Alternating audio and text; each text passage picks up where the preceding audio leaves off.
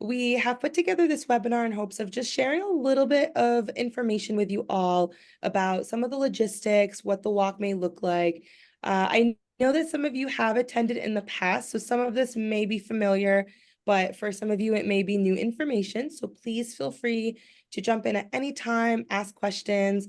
I will have some time after each session or section, I should say, for questions. But if I'm saying anything that is a little confusing or you'd like some clarity on, please feel free to ask. Now, I do also want to share, I myself have a visual impairment. I have RP, so I apologize. I may not see the hand raise button. So I, will not be offended if you just jump in and ask, and hopefully we can get your questions answered. So with that, I wanted to take a moment and just share a little bit about the Walk for Independence, just generally about the event. Why we do the walk, what's the purpose, and really what we're trying to achieve. Now, of course, this is a fundraiser. It's the Carroll Center for the Blind's largest fundraiser of the year. And it is an incredible way for us to raise funds in order to make sure that every single client on campus gets access to full services, and we can continue to grow and elevate the programs to an even greater capacity than we already have. So with the Walk for Independence, we're able to raise funds and also raise an incredible amount of awareness for our community. So we have a lot of people who come from near and far, some who've engaged with us before, so a lot of alums, a lot of families, sponsors, donors, people who know a lot about us.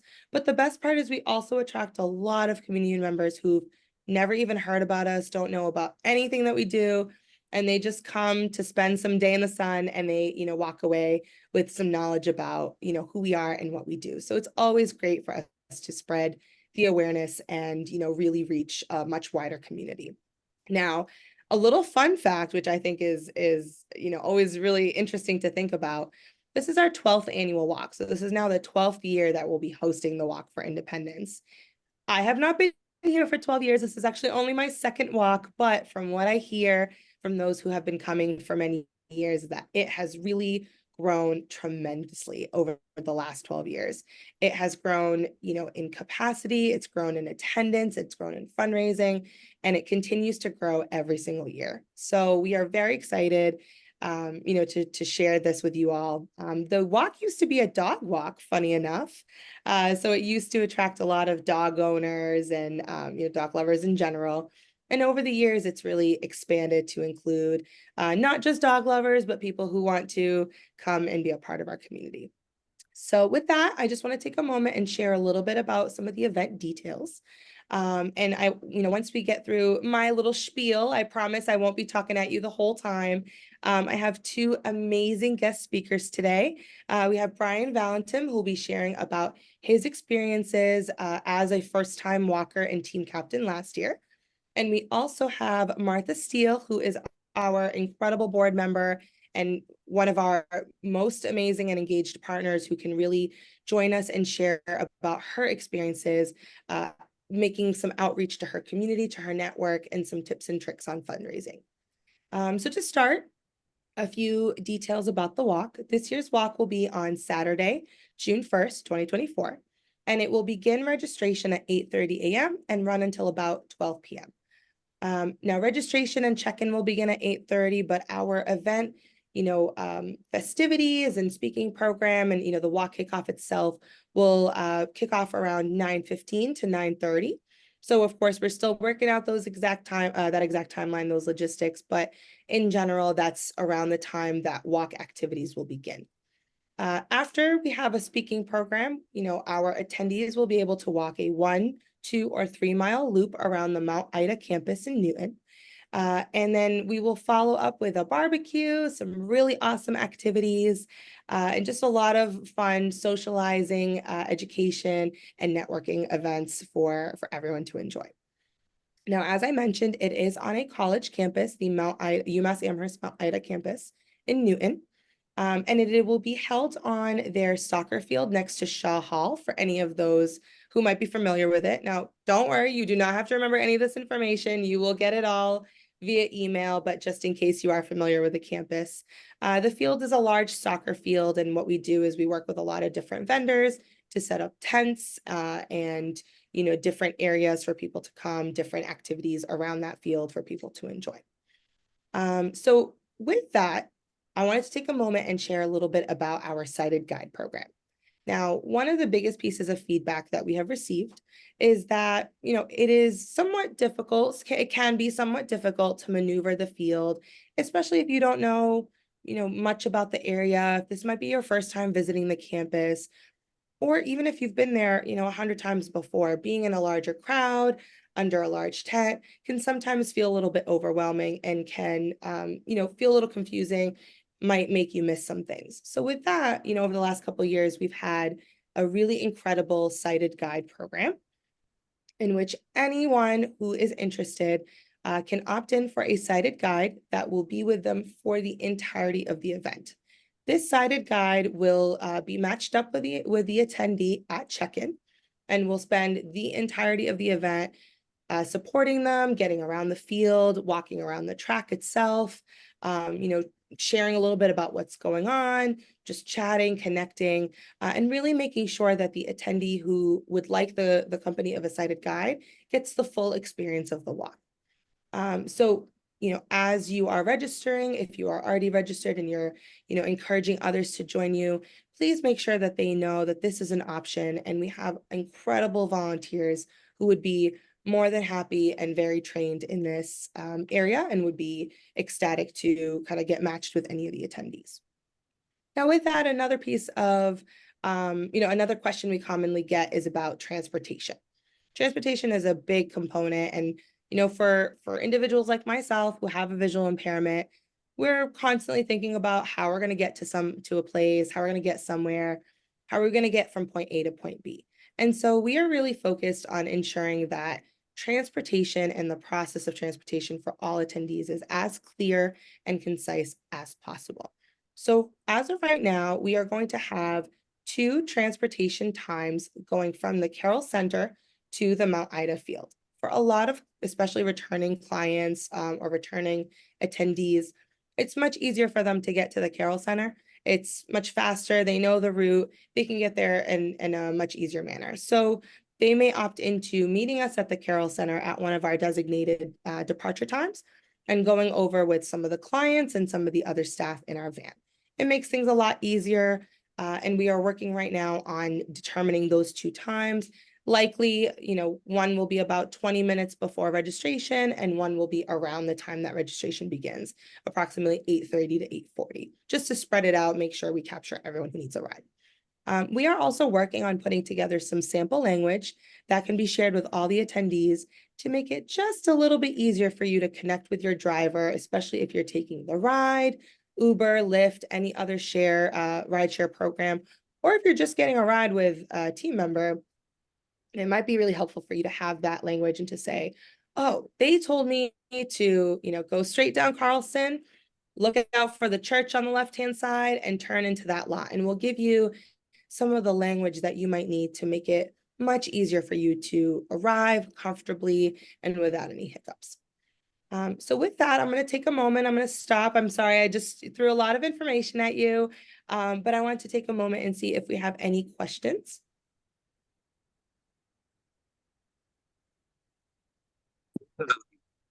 This is Shirley Doris. Hi, Shirley. Hi. With you speaking about the transportation from the Carroll Center to the Mount Ida campus, is this something new that you're just doing this year, or have you done this in the past? So I'm not sure about what was done before last year, but I do know that we had that option last year. We Okay, did offer it, and it was sent out. If I'm not mistaken, it was included in the confirmation email, which I know, unfortunately, a lot of people did miss that note. So kind of, Shirley, to your point a little bit, a lot of people didn't know that that was an option. So we're actually working to see if we can make that option a little clearer for folks to tune into and maybe take us up on. I'm not sure about what was done historically before that, but I do know that at the very least we had that option last year. perfect. I love the option. this will be my third Mm, Walk for Independence. And see? both times I just feel like the Lyft drivers, they, Mm-hmm. even though you explain to them, and it's hard, and, I don't ever disrespect anyone for, their language barrier. But sometimes it is difficult to explain to the driver, like, okay, this is where I need to go. And last year I Yeah, had difficulty with the driver coming back and finding me. So, I, like I right. said, I love the option, especially if I want to use it to go. Is there an option to go back to the Carroll Center after the Yes. walk? Yes, there will be an option to Okay, go I'll back to the Carroll Center. We again, we are working out the exact times, and we'll share that as we finalize the driving schedule. But sure. similar to the pickup time in the morning, we'll probably offer, depending on how many guests we have or attendees that we have, we'll probably offer 1 to 2 trips back to the Carroll Center, closer towards the end of the event. So maybe, around 11:30, and then again, or around 11:15, and then maybe again around 11:45. So those are kind of the times we're thinking through, but as we finalize the exact time, we will share that out. Okay, great. Thank you. Yeah, that's a great question. Thank you for sharing that. And it's always good to know too that, that piece of information was missed last year. So it helps us really understand how to make this information clearer and more accessible for all guests. Yep, thanks. Yeah. Does anyone else have any questions?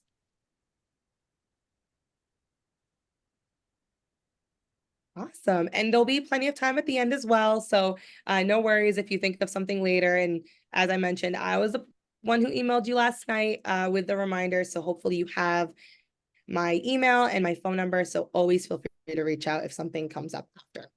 Um, so for now, I'd love to turn it over to our first guest speaker, Brian Valentin, who, as I mentioned, will share just a few words about his experiences with being a first-time walker last year and having one of our largest teams. So Brian, do you mind telling us a little bit about what it was like, going to the walk for the first time and, what that really means to you and specifically, why are you coming back? Uh, all right. So I'm going to start with just hello, everyone. My name is Brian Valentin. I am an alumni of the Carroll Center. I was there from October 22 till February of 23, where I did my ILP. Um, and one of my biggest things was giving back. So I pushed really hard for the first year and again this year. It's just an amazing experience. I have a big network, so one of my biggest things was getting my family involved as much as humanly possible. And I ended up with over 40 guests that walked with me last year as Brian's monsters went a little bit crazy. So if you see, and I know that a lot of us are non-visual, I also have RP, but if you just happen to hear Brian's monsters, that would be me and my team. So, I mean, I don't really know anything more than just the only thing you could do is push, and you just push and you try to network as humanly possible, as much as possible. Just today alone, I went to a random breakfast place to eat breakfast and got them to donate, and it just every little bit helps. So that's my thing. It's just always wanting to give back. The Carroll Center changed my life, so I'm hoping it could change somebody else's in the future as well, and that's what we're here for. Absolutely. Brian, thank you so much for sharing. I hope you don't mind, I'm going to ask you a follow-up, but I Go ahead. remember you and I have spoken before about the impact you felt having your family there, with the same Carroll Center community, and how meaningful that was for you to have them both kind of there in one space. Do you mind just taking a moment and sharing a little bit about that if you can? Oh, I don't mind at all. So us as low vision or blind individuals, we can explain to our network, our family, our spouses, whatever the case may be, what our vision's like. And they just kind of don't get it until they see other individuals. So them just being around, all the instructors from Paul, who's sensory arts, to just the Carol store, so on and so forth, and just being able to see what the place actually has to offer. And the people that it affects, because it affects a lot of people, and it helps us all out quite a bit. So I'm a wicked advocate for the Carroll Center. I'm constantly pushing for them. So I mean, just them experiencing that, they didn't know how bad it was until they saw other people, and then they were like, all right, well, this community is huge, and they're all willing to give back, and they're all willing to go back, and yeah, it's just it was life changing for them too, just being able to be involved. And one of the things that my grandkids loved was the CNI dog puppies that were there being trained, and they were absolutely in love with them, and that was one of the biggest. It was so funny. Yeah.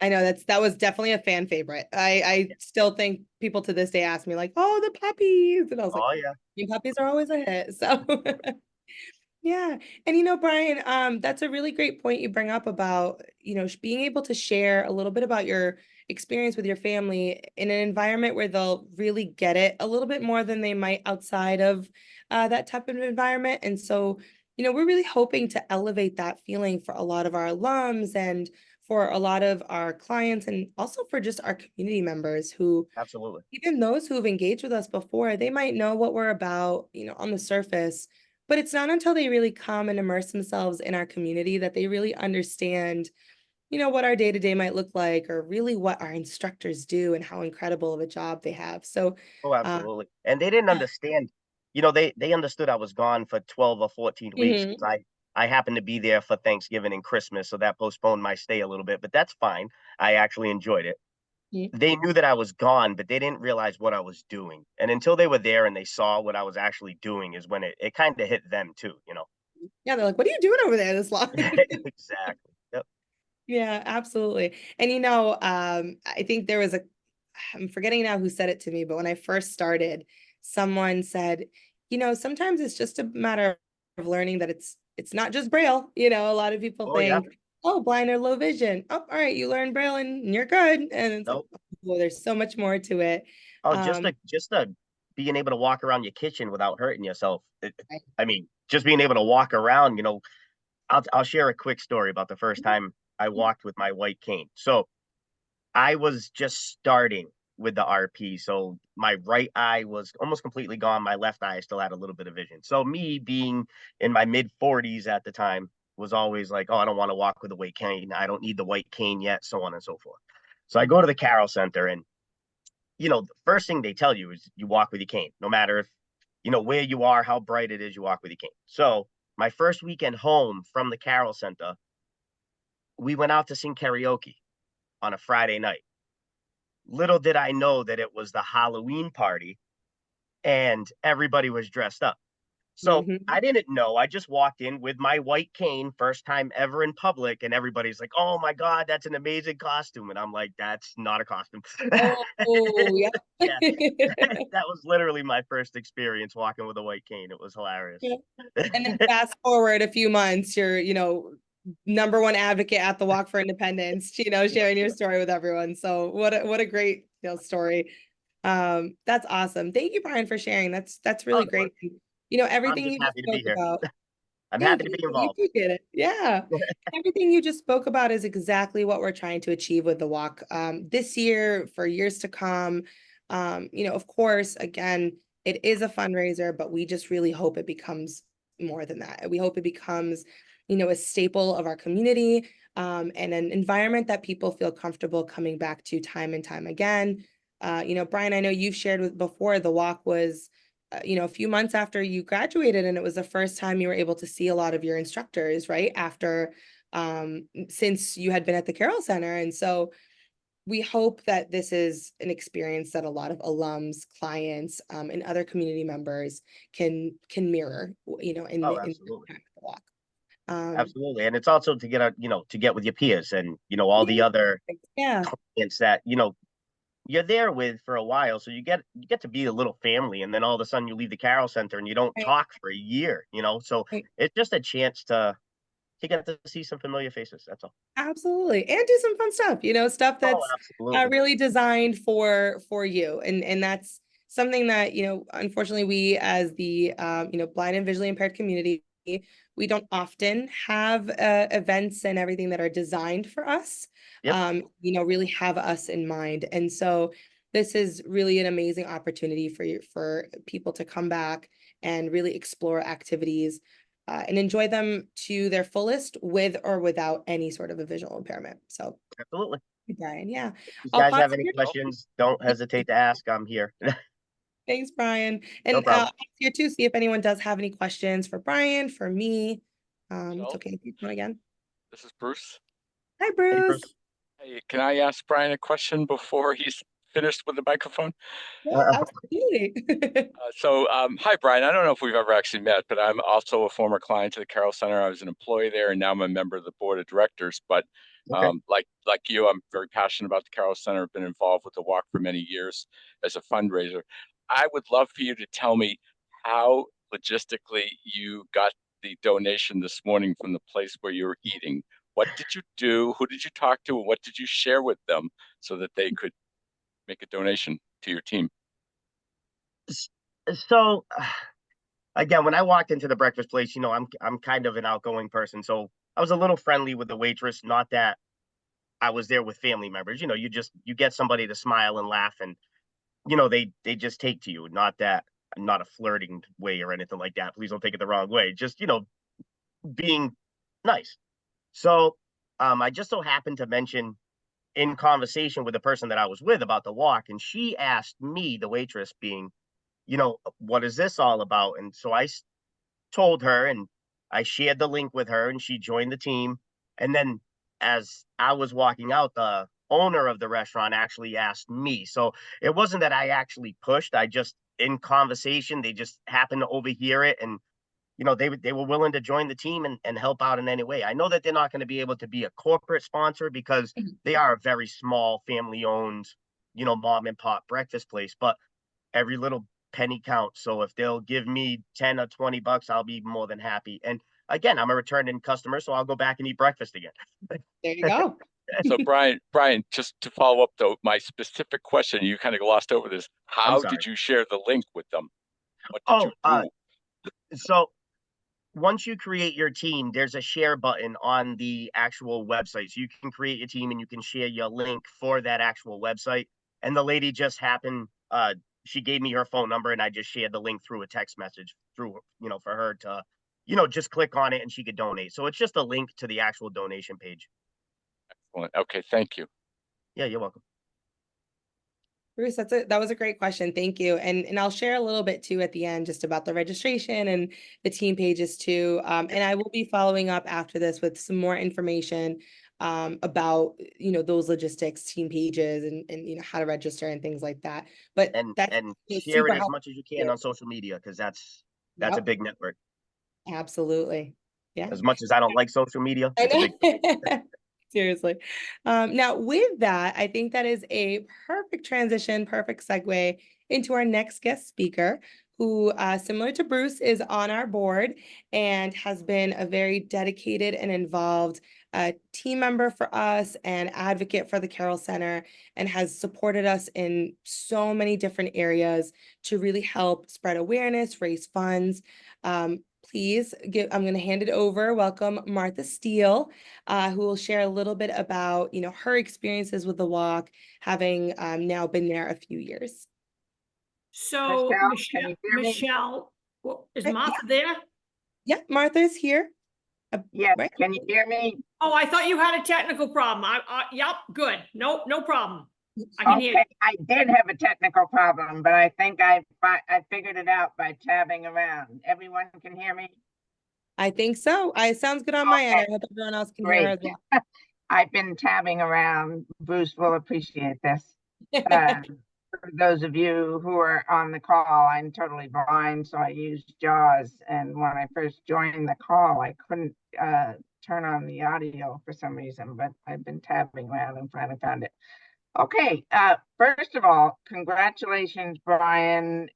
You are modest because your team was indeed one of the top fundraising teams last year. So congratulations on all your work, Brian. That was really terrific. Thank you.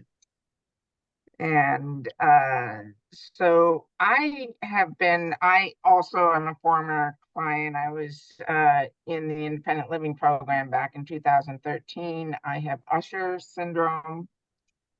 which is a combination of RP, my vision loss and hearing loss. I really have benefited unbelievably from the services of the Carroll Center, and I believe very, very strongly in the work that the Carroll Center does.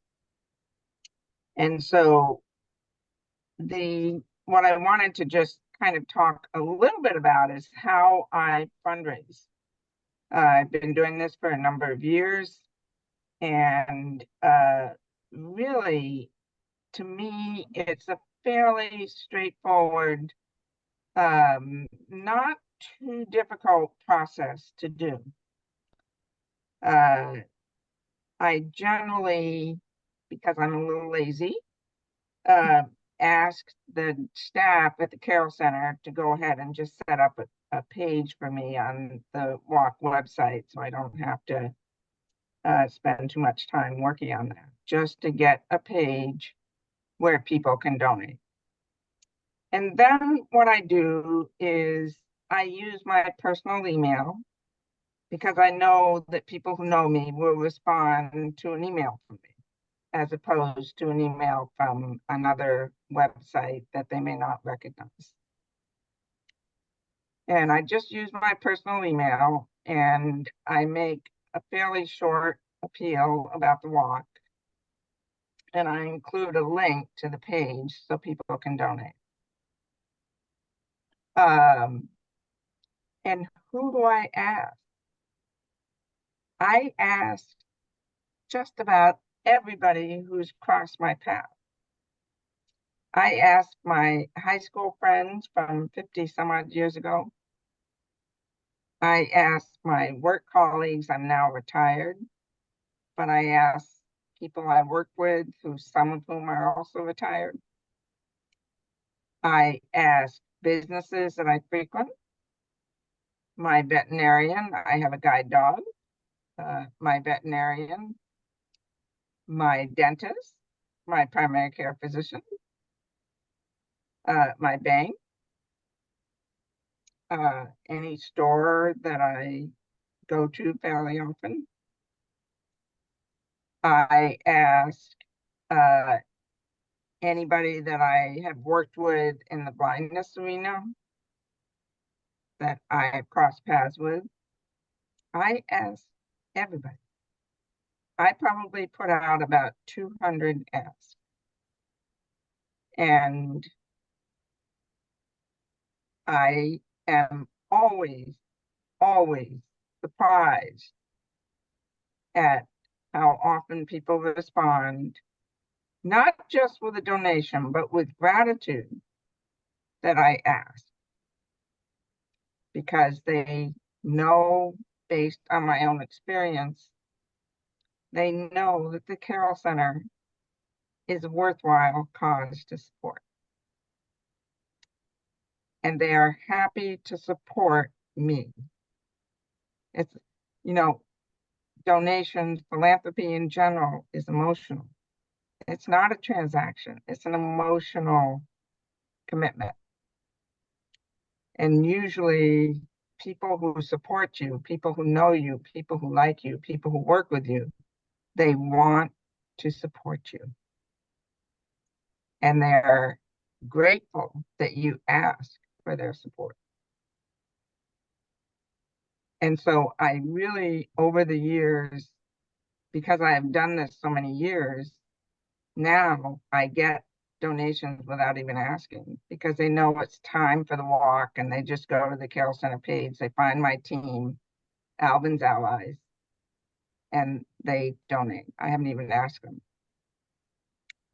And it's just, I think the other thing about email asks, for me anyway, it's not a face-to-face. So you're not, of course, we all kind of worry about getting rejected or being thought, you know, here's somebody trying to ask me for money. But when you email, it's not a face-to-face, and somebody can delete it. They can choose to ignore it. That's fine. It's their choice. You're giving them the choice. I do not assume whether someone wants to give or not. That's up to them. I give them the opportunity to donate and they decide on their own. I'm not making that choice for them. And so I just, you have to ask. If you don't ask, you're not going to get anything. And this is an organization that is very, very much worth supporting. There is no hesitation on my part for asking people to support a wonderful organization that needs support to continue to provide services to as many people as possible across the spectrum of vision loss. The other thing that I would say is that I always send out an email to the entire group. And as we get closer to the walk, I will send out a gentle reminder to those who have not responded. And again, so often I get, oh, thank you so much. I meant to do this. I forgot to do it. I'm going to go do it right now. Again, I'm giving them the choice. I'm not assuming that they didn't want to do it. It's possible it just got lost in the busyness of that particular day and it gets buried in the hundreds of emails that happen after that. You send a gentle reminder. If you're interested, just wanted to remind you the walk is coming up. Would appreciate a gift. If not, have a great day. And so that's kind of fundamentally all I do. It's pretty simple. And finally, I would say for every single gift that I get, I send a personal thank you right away. Everyone who gives on the walk website will get an automatic thank you from the Carroll Center.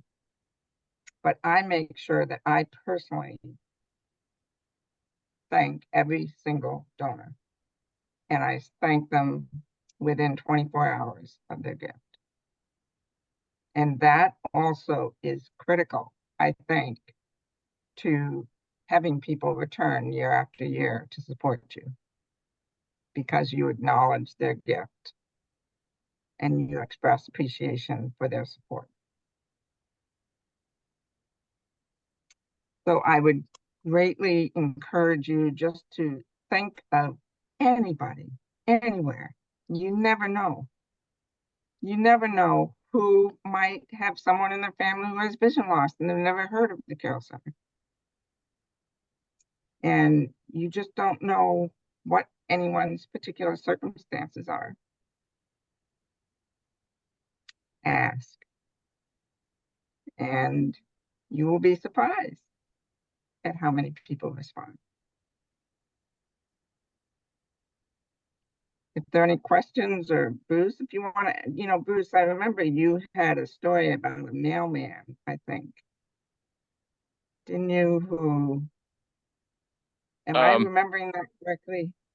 I think it was my trash collecting guy that you're thinking of, actually, Yes. who yeah, I just it was just fascinating that I decided to reach out to him. Again, small company. I didn't think they were a target for being a sponsor, a corporate sponsor, but I figured, what the heck? I've been sending him money for the last several years to pick up my trash, and it turned out that he had grown up in Newton and that his dad actually remembered seeing people from the Carroll Center, clients there, on their mobility lessons, walking up and down Center Street and going into Newton Center. So he was happy to make a donation to my fundraising page last year.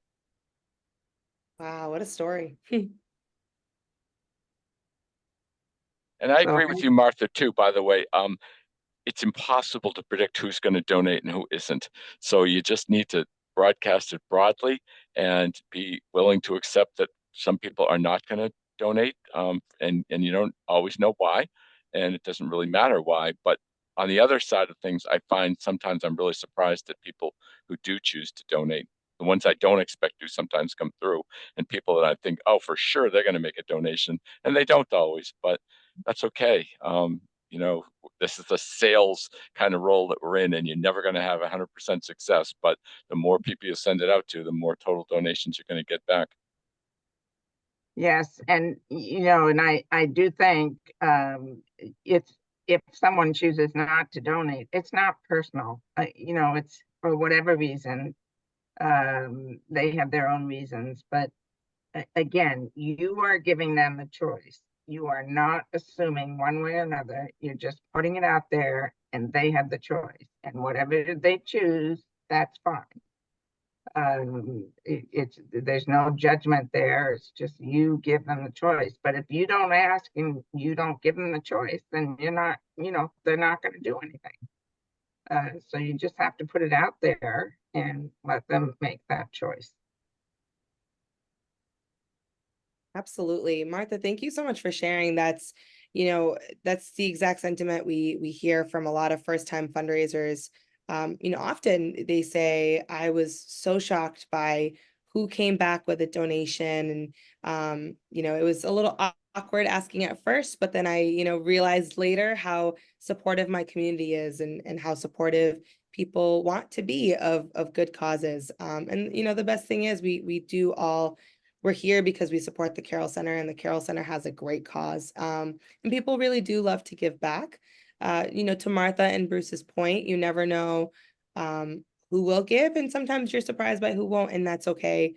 You know, it doesn't hurt to ask, but to Martha's earlier point, you won't know until you ask. And so, you know, sometimes it's just a matter of going forward and making that initial outreach to see whose interest you might pique. And you know, it brings something to mind too, and this is, you know, a little mix of everything Martha, you, Brian, have shared. Brian, you mentioned reaching out and you said, you know, you knew they weren't going to be a corporate sponsor because, you know, they're a small mom and pop shop. Bruce, you mentioned the same thing about the gentleman you reached out to. He's a smaller company. He probably didn't fit the category. But, you know, as grateful and, you know, incredibly supported we are by corporate sponsors, at the end of the day, it's sometimes those smaller donations that people make to the teams that really add up and get us over our goal. Again, I'm not too bad an eye at the corporate sponsors who do an amazing job at supporting us and providing us with, you know, funds and outreach and spreading the word, and they really support us in a lot of great ways. But it's those, you know, $20 here, $50 there, $5 here that you can collect from, you know, your network and the people who support you, kind of to Martha's point, the people who want to support you specifically, that will add up and help you reach your goal, which in turn helps us reach ours. So, you know, I loved what Martha shared, cast a wide net. You know, Bruce, you shared the same sentiment. The more you reach, you know, hopefully the more you'll see in return. So I'll take a moment here. Does anyone have any questions for Martha, for Brian, for me?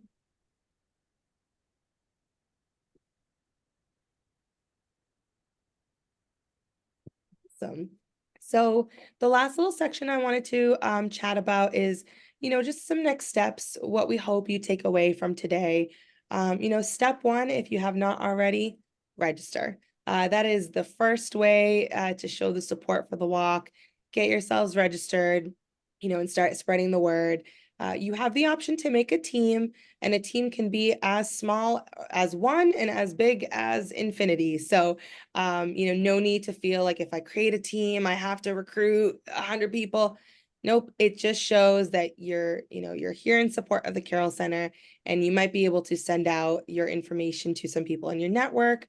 To Brian's earlier point, when you do register, whether you register as an individual or as a team, you will receive an email with, you know, your page link that you can very easily share with your network via email, text, anything, any of the methods that Martha talked about.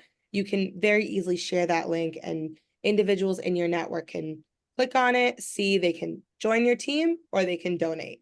So it's hopefully right there when they click on the link, there won't be any confusion, and it'll make it much easier for you to spread the word, whether you're trying to recruit more members to your team, or whether you're trying to fundraise and just reach your goal. So, you know, we always say events like this are fun, but they're, you know, even more enjoyable when you bring some friends with you or you bring your family. To Brian's earlier point, it's always, you know, really exciting to bring your worlds together. So bring your friends, bring your coworkers, bring anyone who might just be interested. There's a lot of, child friendly activities. So it's a very family friendly event that people of all ages can enjoy and engage with. So, if you are also interested, this year we have 2 already established teams that are open to everyone.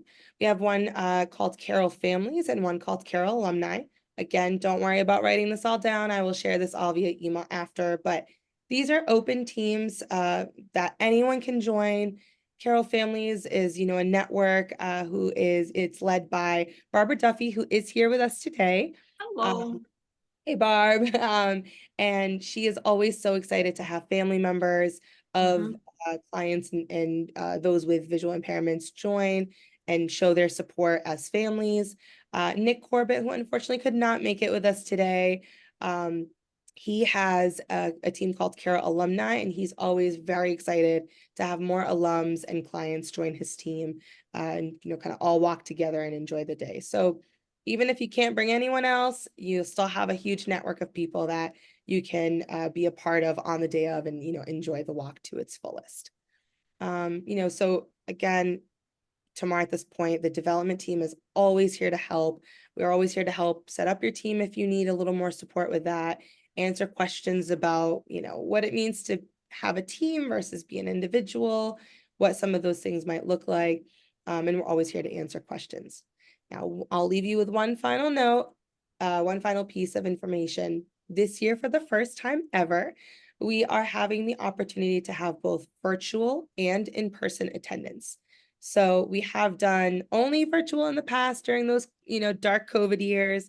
And of course, we've had an in-person event, but this is the first year that we are molding those two together and offering, a wide reach and a wide ability to participate. So if you have family that live far, if you yourself are far, or you will be far that day because you're flying off to California for a family member's wedding, of course, 'tis the season.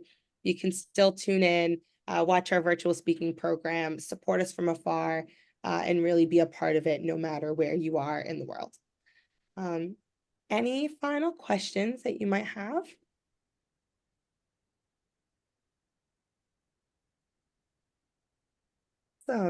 Well, thank you all for coming today. I'm again so happy that I was able to meet you all tonight. Even if it's virtual, I'm confident I'll be seeing you in June in some capacity, and I am always here to be reached out by email, phone, whenever you need.